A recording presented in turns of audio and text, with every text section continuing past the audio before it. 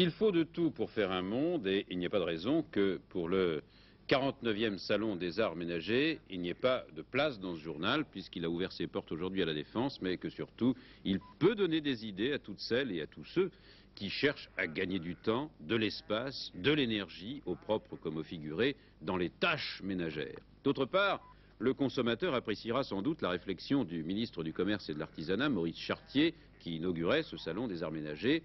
Il faut améliorer la durée de vie des produits, c'est un impératif pour passer de la société de consommation à la société de qualité. C'est exactement ce que vous vous dites quand votre machine à laver tombe en panne. Les grandes tendances du Salon 80, Christiane Delacroix.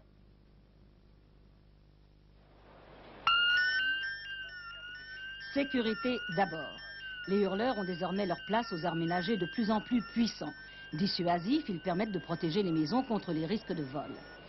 Cela dit, 3 maîtres mots peuvent définir ce Salon 80. 3 mots à l'image même de notre époque: économie, électronique, encastrable. Mais bien sûr, il y a toujours de nouveaux gadgets à découvrir dans le petit électroménager. Le robot à faire les pâtes fraîches, par exemple. Ou encore la petite machine à repasser à vapeur, pour faire rêver toutes les ménagères sur les économies de temps et de fatigue. L'idée d'économie, on la trouve partout, et d'abord dans le chauffage. Un chauffage modulé pour un meilleur rapport confort-dépense d'énergie, grâce à une commande centralisée. Retour au bois aussi avec des poêles rétro, en fonte, comme autrefois.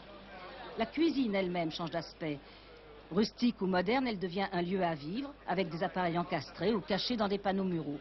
Belle, mais encore peu accessible, de 45 à 50 000 francs. Nouveau, la table de cuisson encastrée dans un lave-vaisselle. Un équipement complet qui tient en 60 cm de large, tentant, mais son coût est de 5 000 francs. Et puis, il y a l'avenir et l'électronique qui fait une entrée en force, avec des prototypes étonnants qui seront commercialisés dès l'automne 80. Est-ce qu'avec cette machine, on peut réaliser des économies d'énergie? On peut réaliser des économies d'énergie, il suffit d'appuyer sur la touche équivalent au nombre de kilos de linge que vous avez à laver. Si vous appuyez sur la touche 2 à 3 kg, vous consommerez 110 litres d'eau au lieu de 160 litres d'eau sur la touche 3 à 5 kg, ce qui représente une économie de 30% environ. Qu'apporte le congélateur électronique par rapport au congélateur courant?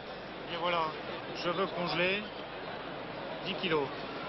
L'appareil se met en marche continue pour effectuer la congélation. Et cette marche continue va durer 13h45 minutes. Le temps nécessaire est suffisant pour assurer cette congélation à cœur à moins 18 degrés.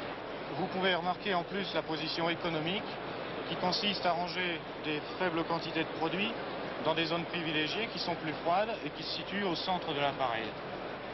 Des nouveautés intéressantes, mais attention aux étiquettes et aux prix très différents qui peuvent être pratiqués par certaines marques sur des appareils véritablement identiques.